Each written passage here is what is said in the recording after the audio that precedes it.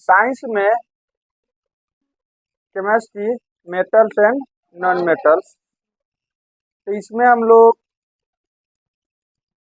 Metals and non metals के physical property, भौतिक गुण एवं केमिकल प्रॉपर्टी, रासायनिक गुण के बारे में पढ़ चुके हैं।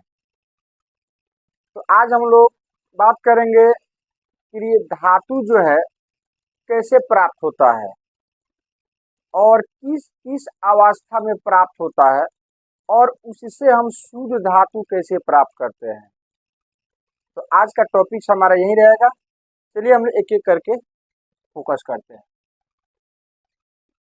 धातु जो होता है वो भू प्रॉपर्टी से भिन्न भिन्न अशुद्धियों के साथ प्राप्त होता है। धातु जो होता है कहाँ से प्राप्त होता है? भू प्रॉपर्टी से। भू प्रॉपर्टी का मतलब हो गया जमीन का जो ऊपरी सतह होता है उसको हम लोग क्या कहते हैं? भू प्रॉपर्टी कहते हैं। क्या कहते हैं? भू प्रॉपर्टी कहते हैं। तो धातुएं जो है कहाँ से प्राप्त होती है? भू प्रॉपर्टी से। कहाँ से? भू प्रॉपर्टी से। अब धातुएं हम जानते हैं कि कुछ धातुएं जो होती है अधिक क्रियाशील होती है, कुछ धातुएं जो होती है मध्यम क्रियाशील होती है और कुछ धातुएं जो होती है बहुत कम क्रियाशील होती है।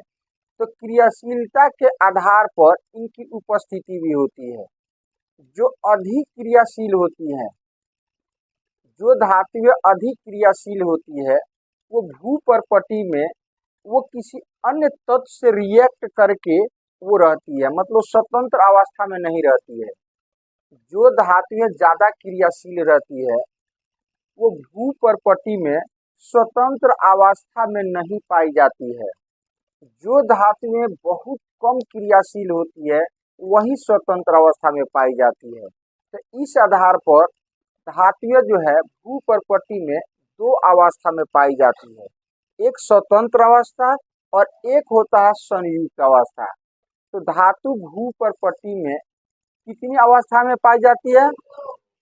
दो अवस्था, स्वतंत्र अवस्था और संयुक्त अवस्था। तो धातुएं जो है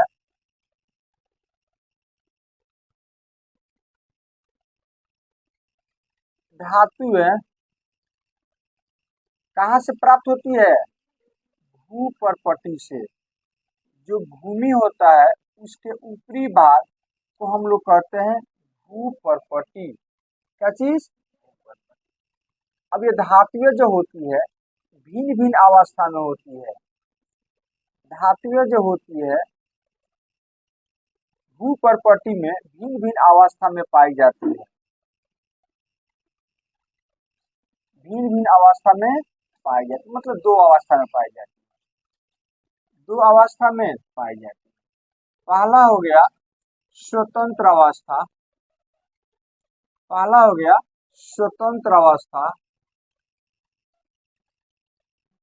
और दूसरा हो जाएगा संयुक्त अवस्था। संयुक्त अवस्था। तो स्वतंत्र अवस्था में वे धातुएं पाई जाती है जो बहुत कम क्रियाशील होती है, नहीं बहुत कम क्रियाशील होती है, बहुत कम क्रियाशील धातुएं, बहुत कम क्रियाशील धातुएं जो होती है उस स्वतंत्र अवस्था में पाई जाती है। जैसे जैसे तांबा हो गया, चांदी हो गया, सोना हो गया, प्लेटिनम हो गया इत्यादि। ये सब जो है स्वतंत्र अवस्था में पाई जाती है। और हालांकि कॉपर जो होता है ये दोनों अवस्था में पाया जाता है, अधिकतर स्वतंत्र अवस्था में और कुछ केस में ये संयुक्त अवस्था में भी पाया जाता है। चांदी भी कुछ केस में संयुक्त अवस्था में पाया जाता है, लेकिन सोना जो होता है वो हमेशा किस अवस्था में? स्वतंत्र अवस्था में पाया जाता है। प्लेटिनम भी। और संयुक्त अवस्था में जो क्रियाशील धातुएं होती हैं या मध्यम क्रियाशील धातुएं होती है वो संयुक्त अवस्था में पाई जाती है। मतलब क्रियाशील क्रियाशील धातु है, क्रियाशील धातु है, ये जो है संयुक्त अवस्था में पाई जाती है। किस अवस्था में? जैसे सोडियम हो गया, पोटासियम हो गया, मैग्नीशियम हो गया, नहीं, हाँ, कैल्शियम हो गया इत्यादि, Fe लोहा वगैरह हो गया है कि नहीं, इत्यादि, ये सब जो है संयुक्त अवस्था में पाया जाता है। संयुक्त अवस्था का मतलब हो गया कि अधिक क्रियाशील धातुएं जो होती है वो ऑक्सीजन से, सल्फर से या कार्बोनेट से रिएक्ट करके वो पृथ्वी के अंदर रहती है, अकेले सिंगल नहीं रहती है वो। जैसे यदि हम चाहे कि हमको लोहा, मैग्नीशियम पृथ्वी के अंदर हम खुदाई करें, भू पट्टी से निकालने की कोशिश करें, तो मैग्नीशियम ही निकले ऐसा नहीं होगा, क्योंकि मैग्नीशियम क्रियाशील है। कौन सी है? क्रियाशील है।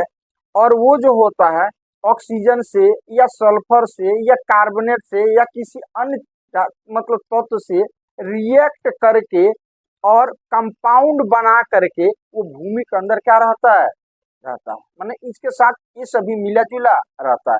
इसलिए जमीन के अंदर से हम मैग्नीशियम को स्वतंत्र अवस्था से में प्राप्त नहीं कर सकते हैं। हाँ, ये सब जो होता है स्वतंत्र अवस्था में होता है। मतलब यदि हम जमीन के खुदाई करें तो निकालेंगे तो शुद्ध कॉपर ही वहां से निकलेगा, इसके साथ किसी तरह का अन्य तत्व जो है वो संजोग करके नहीं रहेगा, मतलब नहीं रहता, नहीं मिलेगा, क्योंकि ये रिएक्शन ही नहीं करता किसी अन्य तत्व से।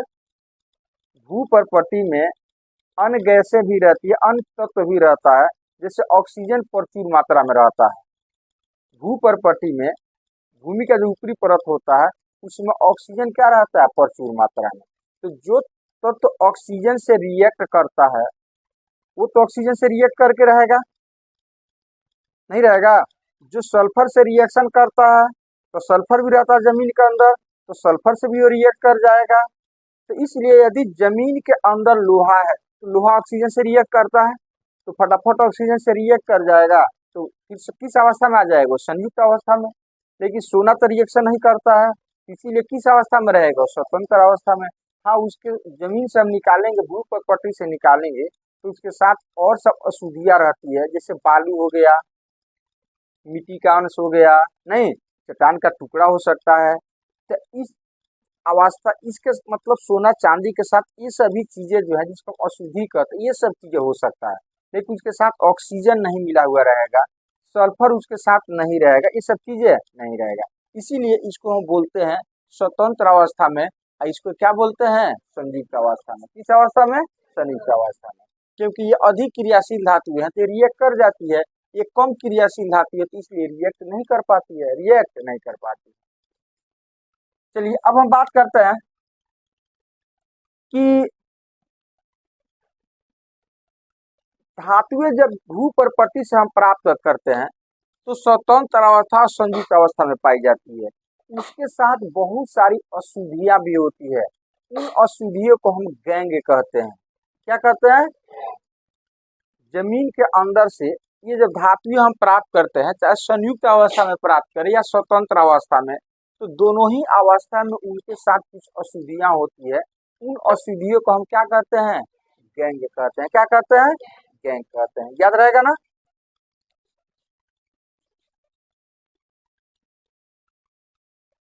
अब हम बात करते हैं कि जमीन के अंदर से इन चीजों को जब हम निकालते हैं, चाहे वो संयुक्त अवस्था में हो या स्वतंत्र अवस्था में हो, तो उसके साथ बहुत सारी अशुद्धियां होती है। क्या होती है? अशुद्धियां। और अशुद्धियों के साथ जमीन से बाहर निकलता है तो उसको हम कहते हैं खनिज। क्या कहते हैं? मिनरल्स उसको कहा जाता है। मतलब पृथ्वी के अंदर से नेचुरल, प्राकृतिक तौर पर जब हम धातुओं को निकालते हैं, खुदाई किया और धातु हम निकाल लिए, धातु चाहे वो स्वतंत्र अवस्था में हो या संयुक्त अवस्था में, जब हम उसको निकालते हैं तो उसको हम क्या बोलेंगे? खनिज बोलेंगे। उसको क्या बोलेंगे? खनिज। तो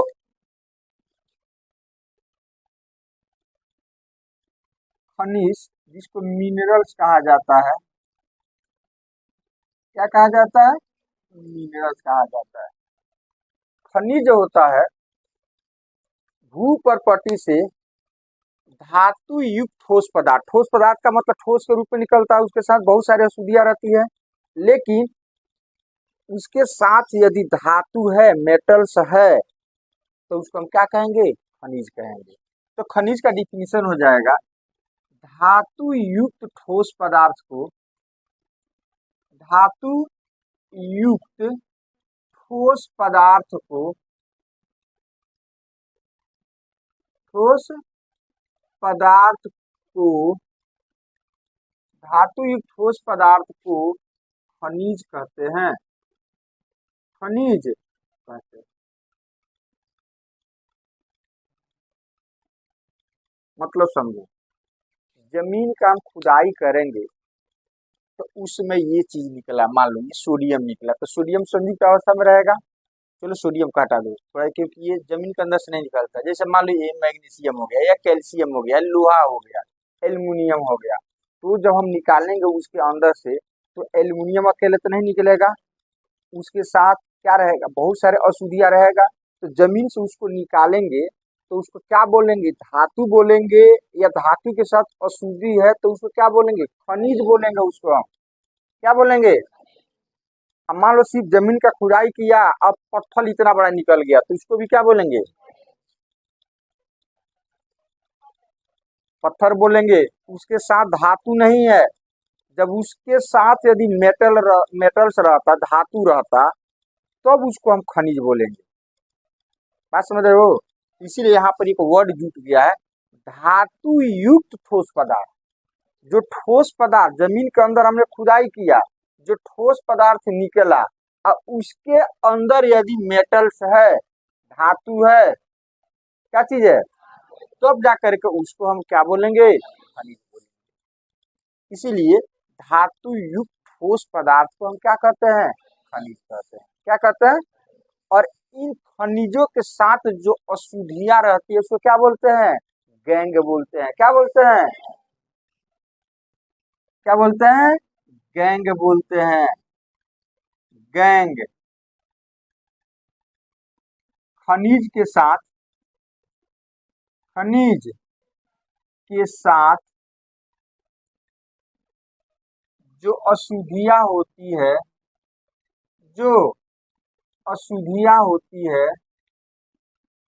अशुद्धियां होती है, उसे हम क्या बोलते हैं? गैंग बोलते हैं। उसे क्या बोलते हैं? गैंग बोलते हैं। उसको उसको गैंग कहते हैं। तो क्या क्या अशुद्धियां हो सकती है? लगभग लगभग क्या क्या अशुद्धियां हो सकती है? अशुद्धियां में हो सकता है बालू।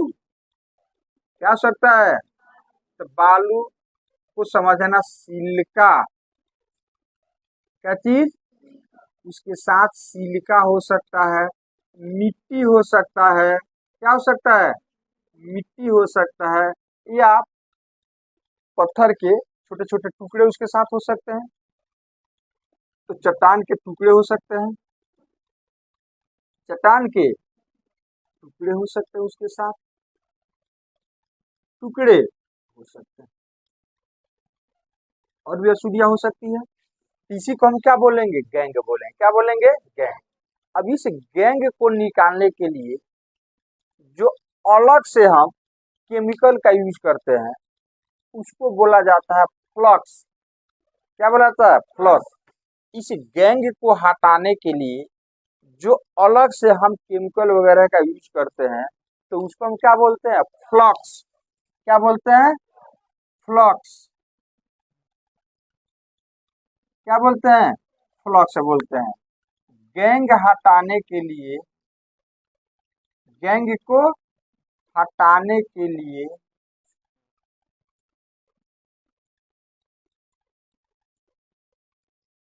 जो पदार्थ,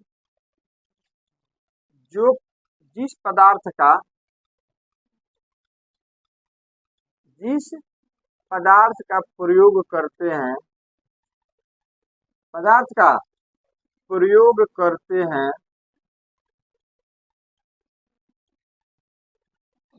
उसे हम क्या कहते हैं, फ्लक्स कहते हैं। क्या कहते हैं, फ्लक्स कहते हैं। अब आ गया स्लैग। क्या चीज, स्लैग। स्लैग ये होता है कि गैंग को और फ्लक्स को मिलाते हैं तो दोनों रिएक्ट कर जाता है, रिएक्शन करता है। और रिएक्शन करने के बाद एक झाग उत्पन्न करता है। क्या उत्पन्न करता है, झाग। तो उस झाग को हम क्या कहते हैं, स्लैग। क्या कहते हैं, स्लैग कहते हैं। तो स्लैग कैसे बनता है, गैंग को और फ्लक्स को मिलाने से। ये दोनों को मिलाने से क्या बनता है, स्लैग बनता है। क्या बनता है, स्लैग बनता है। चलिए इतना तो समझ में आ गया कि जमीन के अंदर से भूपर्पटी से धातु जो ठोस पदार्थ हम निकालते हैं उसको क्या बोलते हैं,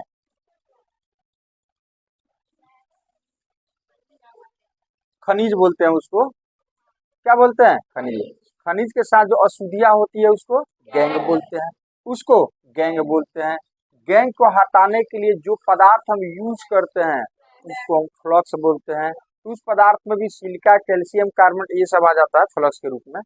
उसके अलावा स्लैग, तो गैंग और फ्लक्स को मिलाते हैं तो रिएक्ट करता है। रिएक्शन करने के बाद झाग टाइप का पदार्थ बनाता है जिसको हम क्या बोलते हैं, स्लैग बोलते हैं। क्या बोलते हैं, स्लैग बोलते हैं। अब हम बात करते हैं कि मान लो ये भूपर्पटी हो गया, जमीन हो गया।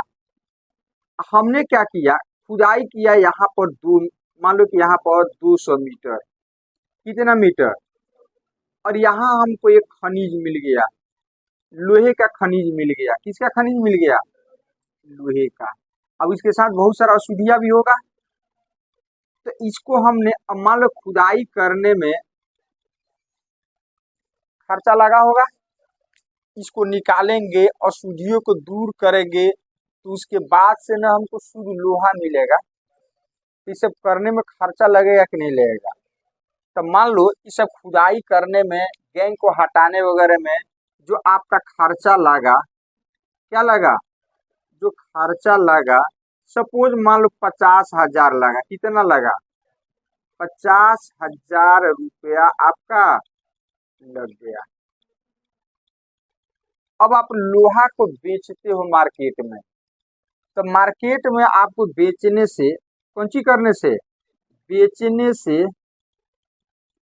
बेचने से आपको मिल गया 35,000 रुपया।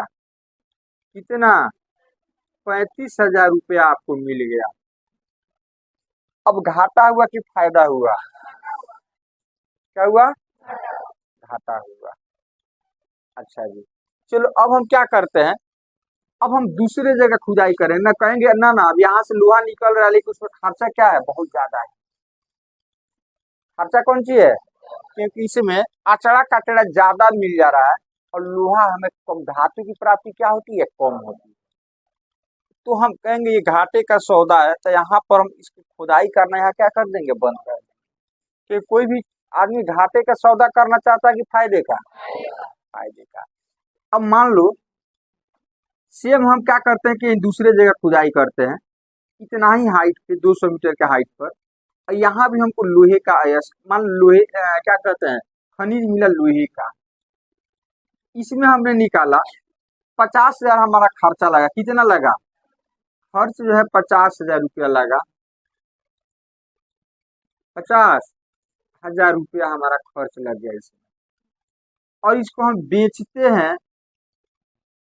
बेचने पर हमको मिल गया 1,00,000 रुपया। अब ये फायदे का सौदा हो गया। क्यों, क्योंकि यहाँ पर देखो इसमें क्या है कि कम खर्च में अधिक धातु मिल गया। ये खर्चा उतना ही लगा लेकिन धातु क्या हो गया, ज्यादा मिल गया। इसलिए हमको इसमें क्या हो गया, फायदा हो गया। इसमें खर्च ज्यादा हो गया, धातु की प्राप्ति क्या हो गई, कम हो गई।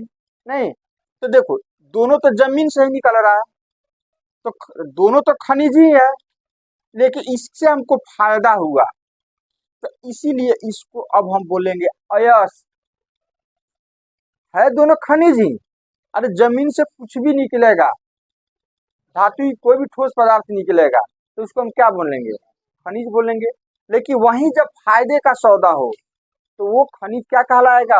अयस्क कहलाएगा। क्या कहलाएगा? अयस्क कहलाएगा। क्या कहलाएगा? ये दोनों खनिज ही है, तो इसको हम खनिज ही बोलेंगे, लेकिन इसको अब हम अयस्क बोलेंगे। क्यों? क्योंकि कम खर्च में हमें अधिक धातु की प्राप्ति हो रही है इसमें। इसमें कौन सी है? कम धातु की प्राप्ति होती है जिसका हमको घाटा लग जा रहा है। तो कम खर्च में यदि अधिक धातु की प्राप्ति हो, वैसे खनिज जिससे कम खर्च में अधिक धातु की प्राप्ति हो, तो उसको हम क्या बोलेंगे? अयस्क बोलेंगे। क्या बोलेंगे उसको? अयस्क बोलेंगे हम। तो अब खनिज के बाद हमारा नंबर आ गया किसका? अयस्क का। क्या चीज? अयस्क, ओर्स। क्या चीज? ओर्स। किसको ओर्स बोलेंगे? वैसे खनिज वैसे खनिज वैसे खनिज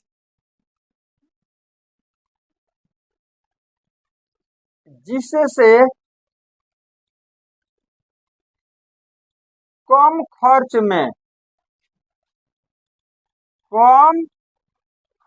में अधिक धातु की प्राप्ति हो। अधिक धातु की प्राप्ति हो धातु की प्राप्ति हो उसे उसे क्या बोलते हैं? अयस्क बोलते हैं। तो फिर उसी खनिज को हम अयस्क कहेंगे। अयस्क कहते हैं। अयस्क कहते हैं। तो जमीन के अंदर से जो भी धातु युक्त ठोस पदार्थ निकलेगा उसको क्या बोलेंगे? खनिज बोलेंगे। क्या बोलेंगे? खनिज बोलेंगे।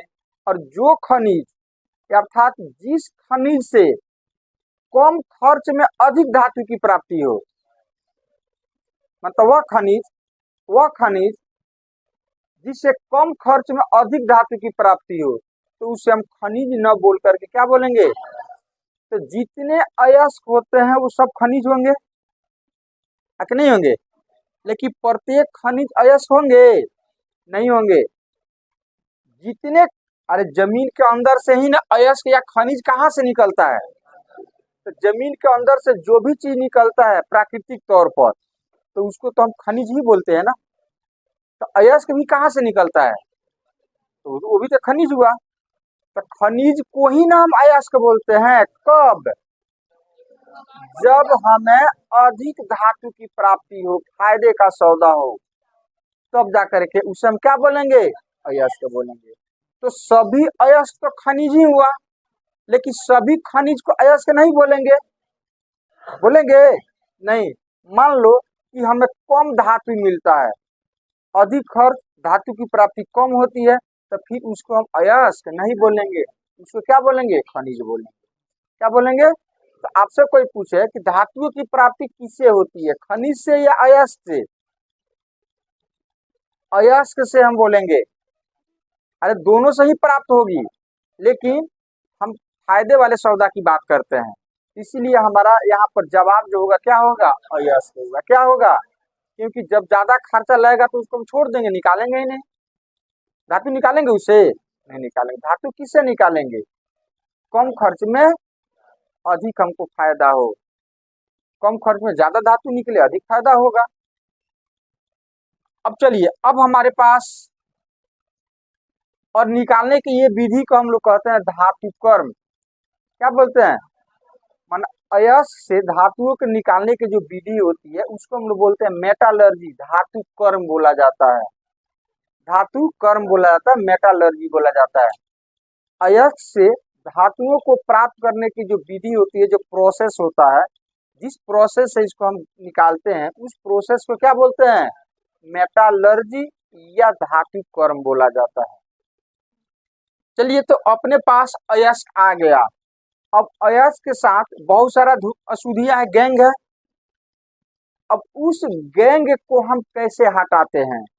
मतलब कि हमारे साथ जो अयस्क मिले तो उसके साथ बहुत सारी अशुद्धियां है। कौन सी है? अशुद्धियां है। और अयस्क जो निकला, तो अयस्क जो होता है वो 4 टाइप का होता है। कितने टाइप का? चार टाइप का। अयस्क के प्रकार, अयस्क के प्रकार,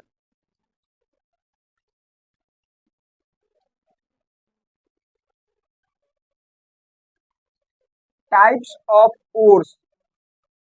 अयस्क जो होते हैं चार प्रकार होते हैं। कितने प्रकार होते हैं? चार प्रकार के होते हैं।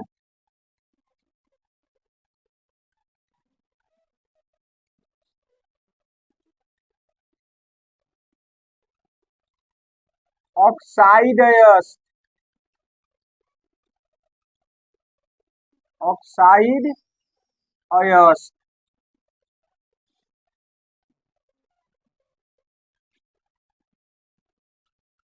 सल्फाइड अयस्क,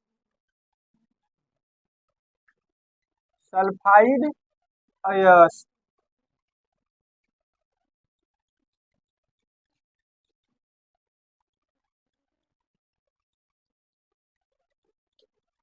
कार्बोनेट अयस्क, कार्बोनेट अयस्क, हैलाइड अयस्क,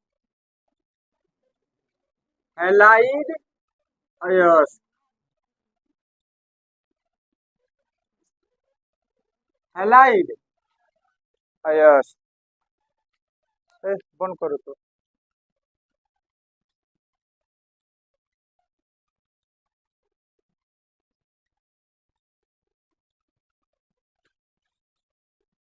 अयस्क जो होता है मुख्यतः चार प्रकार का होता है। कितने प्रकार का? क्योंकि आपको हम बता चुके हैं कि धातुएं जो होती है कुछ स्वतंत्र अवस्था में जिसकी संख्या बहुत कम है। अधिकतर धातुएं जो होती है वो संयुक्त अवस्था में पाई जाती है। संयुक्त अवस्था का मतलब भू परपटी में जैसे ऑक्सीजन की मात्रा ज्यादा होता है, सल्फर की मात्रा होता है, कार्बोनेट की मात्रा होता है, तो उससे वो अभिक्रिया करके और ऑक्साइड अयस्क, सल्फाइड अयस्क, कार्बोनेट अयस्क और हैलाइड अयस्क के फॉर्म में रहती है। ठीक है।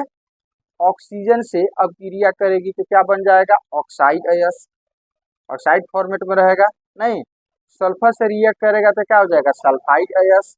कार्बोनेट से रिएक्ट करेगा तो क्या हो जाएगा? कार्बोनेट अयस्क। और हैलाइड का मतलब क्लोरीन ब्रोमीन, इससे रिएक्ट करेगा तो क्या हो जाएगा? हैलाइड अयस्क के फॉर्म में रहेगा। तो चार अवस्था में जो संयुक्त अवस्थाएं हमने बताया है, तो चार अवस्था में हमारे धातुएं प्राप्त होती है। मतलब जो खनिज होते हैं, अयस्क, अयस्क जो होते हैं कितने प्रकार के? चार प्रकार। कितने प्रकार के? चार प्रकार। ऑक्साइड अयस्क जो होता है ये भारी अयस्क होता है, हेवी होता है। ये जो होता है जैसे ऑक्साइड अयस्क यहाँ पे लिखते हैं, ये भारी होता है। क्या होता है? भारी होता है। और ये सब जो होता है क्या होता है? हल्का होता है। क्या होता है? हल्का होता है। ये सब हल्का होता है, इसकी अपेक्षा ये हल्का।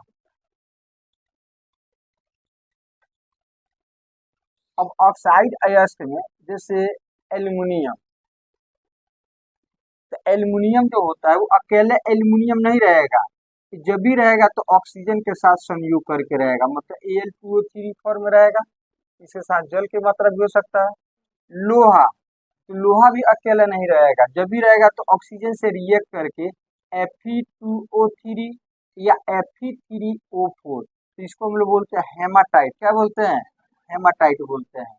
सल्फाइड अयस्क, सल्फाइड अयस्क का मतलब हो गया जैसे चांदी, तो चांदी जो होता है सल्फर से रिएक्ट कर जाता है कभी कभार, और वो होता है ये इसको क्या बोलोगे, चांदी छोड़ो, कॉपर। क्या चीज? तो कॉपर भी अकेला नहीं रहता, वो सल्फर से रिएक्ट करके रहता है। ये होता है Cu2S, कॉपर ग्लास जिसको कहा जाता है। क्या कहा जाता है? उसके अलावा पारा जो होता है वो भी सल्फर के साथ HgS, सीने बार जिसको कहा जाता है। क्या कहा जाता है? सीने बार जिसको कहा जाता है। कार्बोनेट अयस्क, कार्बोनेट अयस्क जैसे मान लो कैल्शियम हो गया, तो कैल्शियम अकेले नहीं मिलेगा, वो CO3 से रिएक्ट करके कैल्शियम कार्बोनेट के फॉर्म में रहता है, कैल्शियम कार्बोनेट के फॉर्म में रहता है। उसी तरह से हाइलाइट अयस्क में आ जाएगा, जैसे सोडियम, तो Na अकेले नहीं रहता, वो Cl से रिएक्ट करके NaCl के फॉर्म में रहता है। कैल्शियम CaF2 इस फॉर्म में रहता है। सोडियम क्लोराइड आई हो जाएगा, इसको बोलते हैं फ्लॉस्फोर, क्या बोलते हैं, फ्लॉस्फोर के फॉर्म में ये रहता है, ये वाला। तो ये सब हो गया, ये सब हो गया, ये सब हो गया एल्युमिनियम का अयस्क, ये हो गया लोहे का अयस्क, ये हो गया कॉपर का अयस्क, ये हो गया पारा का अयस्क हो गया, पारा का अयस्क हो गया। तो इस तरह से अयस्क कितने प्रकार का, 4 प्रकार का, ऑक्साइड अयस्क, सल्फाइड अयस्क, कार्बोनेट अयस्क और हैलाइड अयस्क।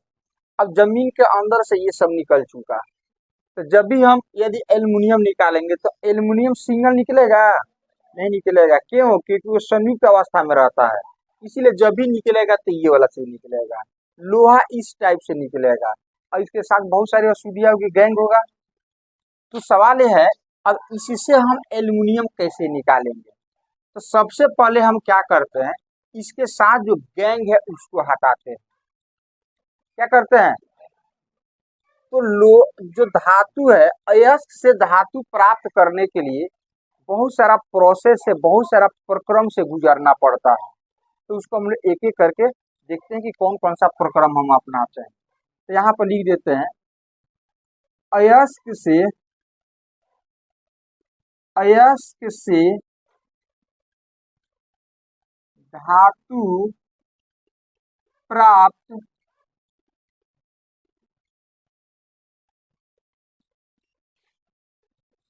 करने का चरण, स्टेप, कौन कौन सा स्टेप हम अपनाते हैं, कौन कौन सा स्टेप अपनाते हैं। जैसे हम लोग भात खाते हैं, चावल नहीं, तो चावल अचानक आ जाता है, नहीं, पहले धान का जो क्या कहते हैं बिचड़ा, वो डालना पड़ता है कि नहीं, फिर वो क्या कहते हैं बीज डालना पड़ता है, फिर से बीज से बिचड़ा होता है, फिर उसको रोपनी किया जाता है, रोपनी के बाद से बड़ा होता है, धान काटा जाता है, काटने के बाद से हाँ उसको क्या कहते हैं, हाँ छटाई कटाई, ये सब मतलब धान को चावल, धान से चावल को क्या किया जाता है, अलग किया जाता है, तब न फिर वो हमारे पास आता है, तो हम खाते हैं उसको, फिर बॉयल करते हैं तब उसको खाते हैं। तो बहुत सारा प्रोसेस से गुजरते हैं। तो उसी तरह से धातु को यदि इन अयस्कों से निकालना है तो बहुत सारा प्रोसेस से गुजरना पड़ता है। तो वहीं यहाँ पर हम लोग देखते हैं कि कौन कौन सा प्रोसेस है। तो अयस्क से धातु प्राप्त करने का चरण है कि नहीं, तो पहला चरण में होता है कि गैंग को हटाना, अयस्क से गैंग को, जिसको हम बोलते हैं अयस्क का सांद्रण या समृद्धिकरण। तो पहला काम हम क्या करते हैं, अयस्क का समृद्धिकरण या सांद्रण, अयस्क का सांद्रण, क्या चीज, सांद्रण या समृद्धिकरण, समृद्धिकरण, समृद्धिकरण मतलब गैंग को हटाना, गैंग को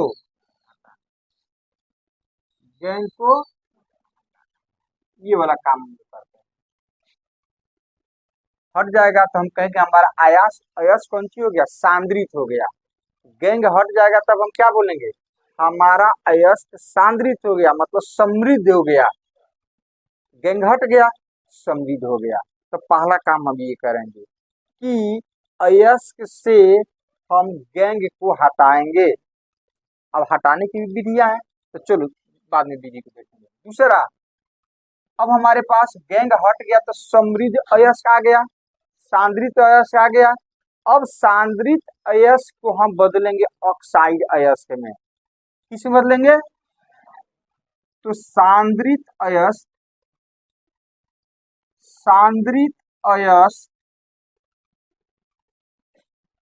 को ऑक्साइड में परिवर्तित करते हैं। क्या करते हैं, ऑक्साइड में परिवर्तित करते हैं। ऑक्साइड अयस्क में, ऑक्साइड अयस्क में परिवर्तन करते हैं, में परिवर्तन करते हैं।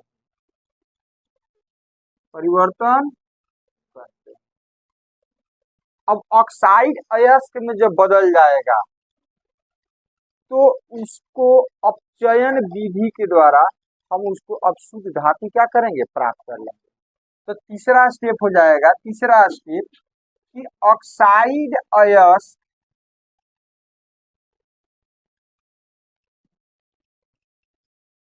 ऑक्साइड अयस्क ऑक्साइड अयस्क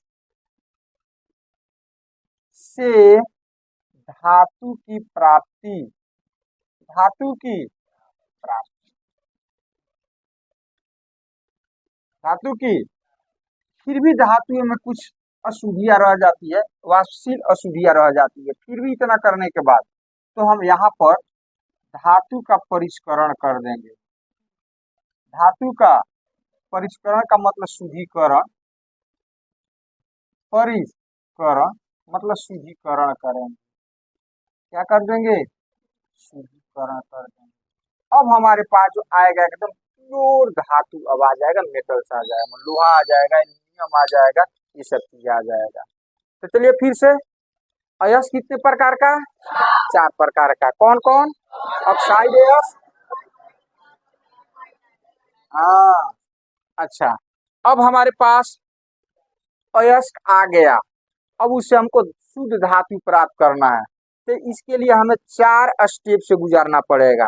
पहला काम हम ये करेंगे कि अयस्क से गैंग को हटाएंगे, तो उसको हम बोलते हैं अयस्क का सांद्रण करेंगे, मतलब समृद्धिकरण करेंगे। तो गैंग हटा दिया, अब आपके पास बिना गैंग वाला अयस्क आ गया, मतलब सांद्रित अयस्क आ गया, समृद्ध अयस्क आ गया। अब उसके बाद हम क्या करेंगे कि सांद्रित अयस्क को ऑक्साइड अयस्क में बदलेंगे, ऑक्साइड अयस्क में बदलेंगे। अब आपका ये बोर्ड में एक आध दो बार प्रश्न आ चुका है कि अयस्क को ऑक्साइड अयस्क में बदलना जरूरी क्यों होता है। जैसे मान लो अपने पास इस सबसे गैंग हटा दिया, जैसे मान लो ये हो गया अपना जैसे HGS हो गया, तो CuTS हो गया, C2S ये वाला हो गया, ठीक है, या चलो ये वाला चीज आ गया। अब हम यहाँ पर क्या करेंगे, हम चाहते थे यहीं से हम इस सल्फर को हटा देते, जैसे सल्फाइड अयस्क हो गया ये, तो यहाँ से हम चाहते तो कुछ करके इस सल्फर को हटा देंगे तो हमारा क्या बच जाएगा, कॉपर धातु निकल जाएगा। लेकिन कह रहा है नहीं, इसको आप पहले ऑक्साइड अयस्क में बदलो, मतलब इसको हम क्या करेंगे, CuO में बदलेंगे, और इसके बाद तब इससे हम धातु प्राप्त करेंगे, इसे हम कॉपर प्राप्त करेंगे। तो इसको भी हम किस में बदलेंगे, इसमें। उसी तरह से ये जितने भी अयस्क है सबसे सबको हम क्या करते हैं कि गैंग हटाने के बाद हम ऑक्साइड अयस्क में बदलते हैं। क्यों ऐसा करते हैं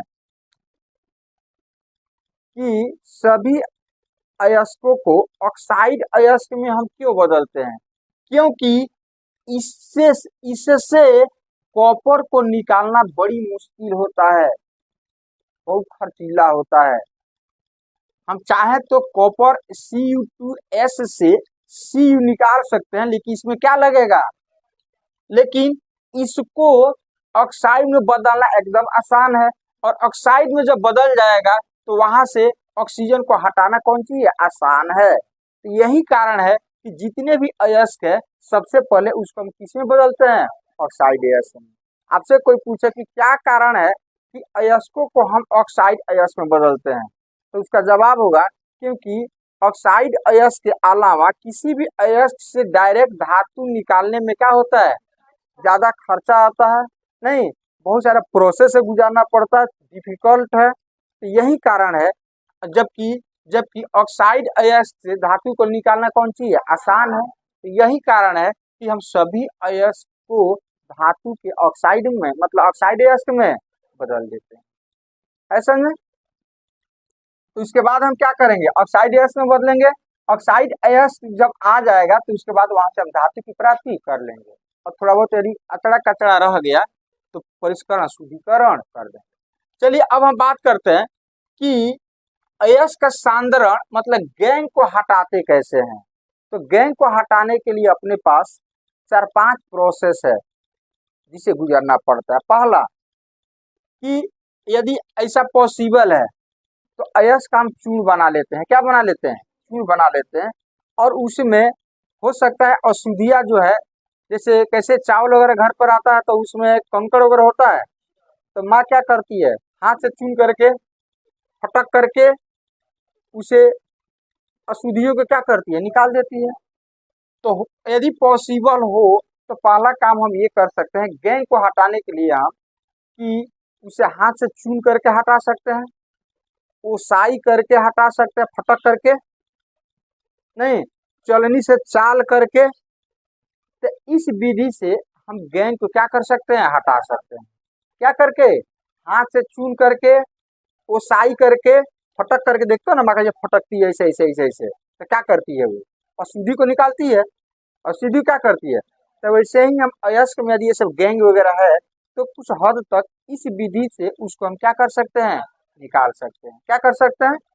तो चलो जो भी निकला निकल गया सो निकल गया। उसके बाद से हमारा दूसरा विधि होता है गुरुत्व पृथक्करण विधि। कौन सा विधि? गुरुत्व पृथक्करण विधि। तो यहाँ पर हम बात करते हैं 1 नंबर में अयस्क का सांद्रण। अयस्क का सांद्रण मतलब गैंग को हटाने की विधियां।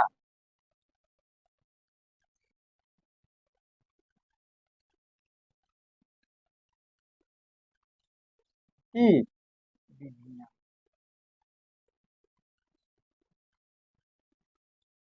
पहला तो बता ही दिए, कौन चीज?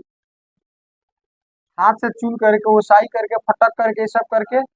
दूसरा होता है गुरुत्व पृथक्करण विधि। कौन सा?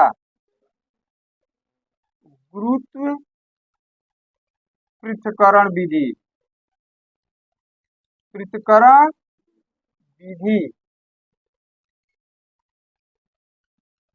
इस विधि में हम लोग क्या करते हैं कि जो भारी अयस्क होता है उसका यूज करते हैं। एग्जाम में आता है, इसमें हम किस तरह का अयस्क का प्रयोग करते हैं? भारी अयस्क। तो भारी अयस्क कौन होता है? हाँ, ऑक्साइड अयस्क। ऑक्साइड अयस्क का प्रयोग करेंगे। मतलब ऑक्साइड अयस्क से गैंग को हटाने के लिए हम गुरुत्व पृथक्करण विधि का प्रयोग करेंगे।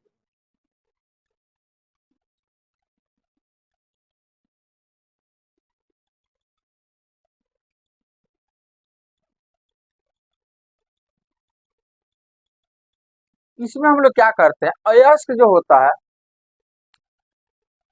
ऑक्साइड अयस्क, उसको हम मतलब महीन पीस देते हैं। क्या करते हैं? महीन पीसने के बाद से क्या करते हैं, इसके इस तरह से टेबल पर एक रख देते हैं। इस तरह से टेबल पर क्या करते हैं, इस तरह से रख देते हैं। और यहाँ से हम पानी का झोंका, यहाँ से हम इसके ऊपर पानी का झोंका देंगे। पानी का झोंका देंगे। कैसे बाइक वगैरह धोते हैं पानी से, प्रेशर से नहीं धोते, ऐसे ऐसे ऐसे। तो वैसे ही यहाँ पानी के क्या करेंगे, झोंका देंगे। तब पानी का झोंका देंगे तो इसमें क्योंकि अयस्क जो होता है वो भारी होता है, तो वो इस टेबल पर ही रह जाएगा और अशुद्धियाँ जो है पानी के साथ क्या हो जाएगा, बह जाएगा। तो यहाँ पर झोंका देंगे तो ये अशुद्धियाँ जो है इस तरह से अशुद्धियाँ पानी के साथ क्या हो जाएगी, बह जाएगी। अशुद्धियाँ पानी के साथ बह जाएगी और जो यहाँ पर बच जाएगा वो, हाँ, वो सांद्रित अयस्क बच जाएगा। क्या बच जाएगा? सांद्रित अयस्क, मतलब शुद्ध अयस्क यहाँ पर रह जाएगा। शुद्ध अयस्क रह जाएगा। इसको हम बोलते हैं कौन सा विधि? गुरुत्व पृथक्करण विधि। टेबल लेंगे, टेबल पर हम अयस्क का महीन चूर्ण बना देंगे, पानी का झोंका मारते हैं। पानी का झोंका मारने के बाद चूंकि अयस्क हेवी होता है, भारी होता है, इसलिए वो यहीं पर रह जाएगा और अशुद्धियाँ जो है वो क्या हो जाएगी, पानी के साथ बह करके नीचे गिर जाएगी। एक तरीका तो ये हो गया। दूसरा तरीका हो गया अपने पास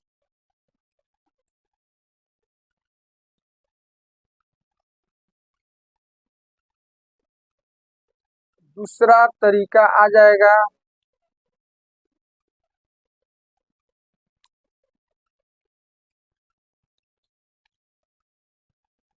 फेन प्लवन विधि। कौन सा? फेन प्लवन विधि। फेन प्लवन विधि। इस विधि में हम हल्के अयस्क जैसे सल्फाइड अयस्क का प्रयोग करते हैं। सल्फाइड अयस्क का, सल्फाइड अयस्क का। फेन प्लवन विधि में किसका? अब इसमें हम क्या करते हैं कि एक इस तरह का बर्तन लेते हैं। क्या लेते हैं? बर्तन लेते हैं और इसमें हम सल्फाइड अयस्क का चूर्ण बना करके डाल देते हैं। ये चूर्ण हो गया और इसके अंदर हम क्या करेंगे? तारपीन या पाइन का तेल डाल देंगे। तो चूर्ण प्लस पाइन या तारपीन का तेल, तारपीन का तेल, तारपीन का तेल इसके अंदर हम डाल देंगे। एक बर्तन लेंगे और बर्तन के अंदर क्या करेंगे? हम चूर्ण मतलब अयस्क का चूर्ण बना देंगे और पाइन का तेल, दोनों को मिक्स करके इसके अंदर क्या करेंगे? रख देंगे। अब तेल जो होता है वो अयस्क का जो चूर्ण होता है तो अयस्क के साथ वो जुड़ जाता है। अब इसके अंदर हम क्या करेंगे कि फिर हवा का झोंका देंगे। पानी का झोंका नहीं, हवा का झोंका, मतलब हवा, यहाँ पर हम हवा का झोंका देंगे। तो हवा का झोंका देंगे तो ये फेन बनेगा। क्या बनेगा? फेन बनेगा। तो फेन के साथ जो होता है वो तेल के साथ जो होता है, चूंकि अशुद्धियां तो भारी होती है, अयस्क कौन सी होगा? हल्का। तो फेन के साथ अयस्क जो है ऊपर आ जाएगा। फेन जो बनेगा उसके साथ अयस्क क्या हो जाएगा? ऊपर आ जाएगा और अशुद्धियां पेंदी में क्या हो जाएगी? बैठ जाएगी, भारी होने के चलते बढ़ जाएगी। और इस तरह से हम यहाँ से इसको छान करके अलग क्या कर सकते हैं? कर लेंगे। इसको बोलते हैं फेन प्लवन विधि। किस कौन सा अयस्क का इसमें प्रयोग करते हैं? सल्फाइड अयस्क का। किस अयस्क का? सल्फाइड अयस्क का। तो याद रखिएगा, आपसे एग्जाम में पूछ सकता है कि फेन प्लवन विधि में किस तरह का अयस्क का हम लोग प्रयोग करते हैं। फिर आपसे पूछ सकता है कि गुरुत्व पृथक्करण विधि में किस तरह का अयस्क को प्रयोग करते हैं? ऑक्साइड अयस्क का, ऑक्साइड अयस्क का। अब हमारा नेक्स्ट होगा चुंबकीय पृथक्करण विधि। चुंबकीय पृथक्करण, चुंबकीय पृथक्करण विधि। पृथक्करण, चुंबकीय पृथक्करण विधि में हम वैसे अयस्क का प्रयोग करते हैं जिससे चुंबक, मतलब जिसको चुंबक खींचता हो, अर्थात चुंबकीय पदार्थ वाला। जैसे लोहा हो गया, तो लोहे का अयस्क में लोहा होता है तो लोहा का चुंबक क्या करता है? खींचता है। तो चुंबकीय पृथक्करण विधि में हम लोग किस अयस्क का प्रयोग करते हैं? लौह अयस्क। कौन सा अयस्क? लौह अयस्क का, मतलब चुंबकीय पदार्थ जिसके अंदर हो उस टाइप के अयस्क का प्रयोग हम लोग करते हैं। तो चुंबकीय पृथक्करण विधि में क्या करते हैं? ध्यान दो, यहाँ पर चीनी क्या कहते हैं, राइस मिल में गए हो जहाँ पर धान धान कूटा जाता है, धान कुट्टी मशीन। हाँ, सेलर वगैरह देखा होगा। तो सेलर की, अब देखो सेलर की बात नहीं करते हैं, जो पुराने वाला मशीन है उसमें क्या होता है,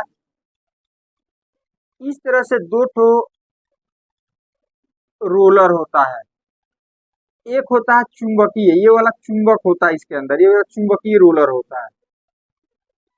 क्या होता है ये? मतलब ये चुंबक होता है इसके अंदर और इसके ऊपर एक हम पट्टा लगा देते हैं। क्या लगा देते हैं? देखो ना, धनकुट्टी मशीन में पट्टा इस तरह से रहता है। पट्टा नहीं समझते? बेल्ट, इस तरह का बेल्ट होता है। इस तरह का क्या होता है? ये बेल्ट होता है। अच्छा, ये चुंबकीय होता है, ये चुंबकीय नहीं होता है, सिर्फ ये वाला चुंबकीय होता है। इसके ऊपर होता है हॉपर। क्या होता है? इस तरह का बना रहता है, जिसको हम लोग डोंगा उंगा बोलते हैं। इस तरह नहीं, अब ये चक्का नाचेगा तो इसके साथ ये पट्टा भी नाचेगा। अब इसमें हम क्या करते हैं कि जो अयस्क होता है उसका चूर्ण बना करके, कैसे धान वगैरह धान वगैरह इसमें डाल देते हैं, इस तरह से धान के जैसा इसके अंदर इस हॉपर में क्या करेंगे, हम डाल देंगे। इस हॉपर में क्या करेंगे, हम डाल देंगे, इसके अंदर हम इसे डाल देंगे, अयस्क का चूर्ण बना दिया। अच्छा, अब ये पट्टा पर गिरेगा, कहाँ पर गिरेगा, अब पट्टा तो रोलिंग कर रहा, चल रहा है, तब पट्टा के साथ धीरे धीरे चलते चलते चलते चलते चलते चलते चलते चलते यहाँ पर आएगा, यहाँ पर आएगा। अब ये कौन सी है, चुंबक। ये चुंबकीय पदार्थ को क्या करेगा, खींचेगा। लेकिन जो गैंग वगैरह चुंबकीय पदार्थ तो नहीं होता है, तो उसको तो नहीं खींचेगा। तो जैसे ही पट्टा से ये नीचे आएगा तो अशुद्धियां तो नीचे गिर जाएगी, क्योंकि गुरुत्वाकर्षण बल के चलते क्या हो जाएगा, नीचे गिरेगा। तो अशुद्धियां जो है यहीं पर गिर जाएगी, यहाँ पर अशुद्धियां क्या हो जाएगी आपका, यहाँ पर अशुद्धियां गिर जाएगी, अशुद्धियां यहाँ पर अशुद्धियां आपका गिर जाएगी यहाँ पर। और चुंबकीय पदार्थ का चुंबक क्या करेगा, ये चुंबक खींचेगा, बीच में पट्टा है लेकिन फिर भी क्या करेगा, खींचेगा। तो खींचेगा तो इसके चुंबक, अब जहां तक इस चुंबक का प्रभाव होगा अयस्क वहां तक खींचते हुए जाएगा। अरे गेंगे ना गिरेगा, तो चुंबक तो इसे जा रहा है क्योंकि इसको खींच रहा है, चुंबक इसको क्या कर रहा है। तो चुंबक के खींचने का एक लिमिट होता है ना, आगे कितना भी दूर तक खींचते रहेगा वो नहीं। तो मान लो ये पट्टा के साथ, अब यहाँ तक इस चुंबक के बल का प्रभाव रहता है, इसके आगे बल का प्रभाव। तो जब यहाँ पर आएगा यदि अपना अयस्क, तो यहाँ पर तो चुंबक इसको नहीं खींच रहा है, तो जब नहीं खींचेगा तो क्या हो जाएगा, वो नीचे गिर जाएगा। तो ये यहाँ आकर के आपका जो शुद्ध अयस्क है, मतलब गैंग रहित जो अयस्क है, यहाँ पर आकर के क्या हो जाएगा, स्टोर हो जाएगा। शुद्ध अयस्क यहाँ पर आकर के स्टोर हो जाएगा। अरे ये तो अशुद्धियां यहीं पर गिर जाएगा, क्योंकि जैसे ही नीचे आएगा तो ये थोड़े ना चुंबकीय पदार्थ है, अशुद्धि किसको खींचेगा, वो नहीं खींचेगा। तो ये यहीं पर क्या हो जाएगा, गिर जाएगा। लेकिन चुंबकीय पदार्थ को तो ये खींचेगा, तो पट्टा के साथ वो आगे बढ़ेगा। तो कहाँ तक खींचेगा, जहां तक इसका अपना चुंबकीय क्षेत्र होगा वहां तक खींचेगा, जहां तक इसका मैग्नेटिक फील्ड होगा वहां तक खींचेगा। तो कल्पना करोगे कुछ दूर जाने के बाद वो नहीं खींचेगा, तो जहां से खींचना छोड़ देगा वहीं पर क्या हो जाएगा, हाँ बता के गिर जाएगा। और गिर जाएगा तो इसको हम क्या कर लेंगे, स्टोर कर लेंगे। क्या कर लेंगे, स्टोर कर लेंगे। तो इस तरह से हम अयस्क का क्या कर लेते हैं, सांद्रण कर लेते हैं, अयस्क का सांद्रण कर लेते हैं। अब अयस्क का सांद्रण करने के बाद, सांद्रण करने के बाद उसे ऑक्साइड अयस्क में बदलना पड़ेगा। किस अयस्क में, ऑक्साइड अयस्क में बदलना पड़ेगा। तो ऑक्साइड अयस्क में बदलने का दो तरीका होता है, एक को कहते हैं भर्जन विधि, जारण इंग्लिश में रोस्टिंग बोला जाता है, और दूसरे को हम बोलते हैं निस्तापन, कैल्सिनेशन।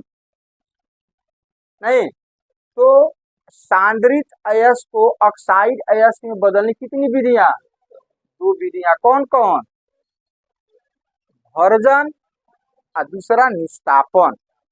भर्जन या जारण एक ही चीज होता है, भर्जन या जारण एक ही चीज होता है, जिसको हम बोलते हैं कौन सी, रोस्टिंग। क्या बोलते हैं, एक भर्जन या जारण और दूसरा हो जाएगा निस्तापन।